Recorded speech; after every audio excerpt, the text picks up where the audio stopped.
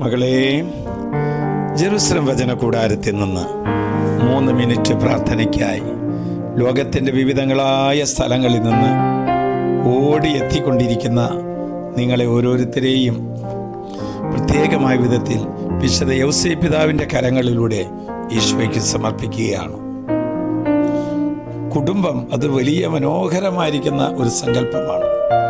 കുടുംബത്തിലെ ഏറ്റവും പ്രിയപ്പെട്ട മക്കളാണ് കുഞ്ഞുങ്ങൾ. ഇന്ന് ധാരാളം കുഞ്ഞുങ്ങൾ ഇതിനകത്ത് പങ്കെടുക്കുന്നുണ്ട്. ബാലിക, ബാലന്മാർ, യുവജനങ്ങൾ, ദമ്പതികളൊക്കെയുണ്ട്. ഇന്ന് കർത്താവ് തരുന്ന വചനം വളരെ ശ്രദ്ധയോടെ കേൾക്കാം. ലൂക്കയുടെ സുവിശേഷം 18-ാം അധ്യായം 16-ാം വാക്യം. ശിശുക്കൾ എൻ്റെ അടുക്കൽ വരാൻ അനുവദിക്കുവിൻ, അവരെ തടയരുത്, എന്തെന്നാൽ ദൈവരാജ്യം അവരെ പോലുള്ളവരുടേതാണ്.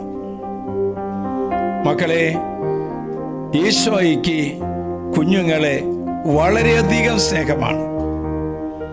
കുഞ്ഞുങ്ങളുടെ സ്നേഹം, നിഷ്കളങ്കത, അനുസരണം, പുഞ്ചിരി ആരെയാണ് സന്തോഷിപ്പിക്കാത്തത്? മക്കൾ ദൈവത്തിൻ്റെ ദാനവും സമ്മാനവുമാണ്. മാതാപിതാക്കളെ, ദൈവം നൽകിയ മക്കളെ സ്നേഹപൂർവം സ്വീകരിക്കുക, അംഗീകരിക്കുക. മക്കൾ കഴിവുള്ളവരായാലും കഴിവില്ലാത്തവരായാലും വൈകല്യമുള്ളവരായാലും ഇല്ലാത്തവരാണെങ്കിലും ദൈവകരങ്ങളിൽ നിന്ന് സമ്മാനമായി അവരെ സ്വീകരിക്കുക. മക്കളുടെ യഥാർത്ഥ ഉടമസ്ഥൻ ആരാണ്? ദൈവമാണ്.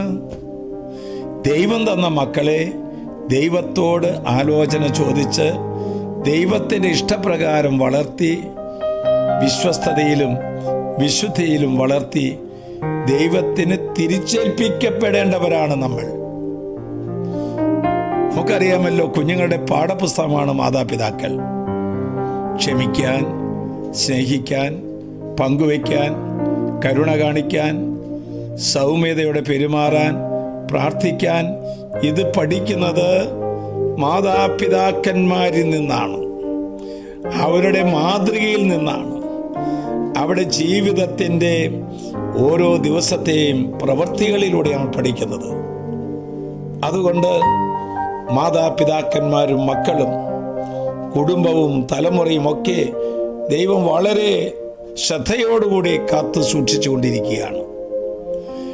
ദൈവത്തിൽ വിശ്വസിക്കുന്നവർ, ദൈവത്തിൽ പ്രത്യേകമായി ശരണം വയ്ക്കുന്നവർ, കുഞ്ഞുങ്ങളോട് ഒരു പ്രത്യേകമായ താല്പര്യം അവർക്കുണ്ടാകും. മകളെ, ഈശോ പറയുന്നു, ദൈവരാജ്യം കുഞ്ഞുങ്ങളെപ്പോലുള്ളവർക്കാണ്. നമുക്കും കുഞ്ഞുങ്ങളെപ്പോലെ ആയിത്തീരാം. അവിടെ സ്വഭാവങ്ങൾ നമുക്ക് പകർത്തി എഴുതാം. നമുക്കും ദൈവരാജ്യമായി തീരാം. ദൈവവചനം ശ്രവിച്ചും ദൈവവചനം പങ്കുവെച്ചും അനേകരിലേക്ക് ദൈവരാജ്യങ്ങളായി മാറാം. ആശ്വാസപ്രദമായ രാത്രി, പ്രതീക്ഷാനിർഭരമായ പ്രഭാതം, സൽപ്രവർത്തികൾ നിറഞ്ഞ സർവ്വ മക്കളോട് കൂടി ഉണ്ടായിരിക്കട്ടെ, ഇപ്പോഴും എപ്പോഴും എന്നേക്കും. ആമേൻ.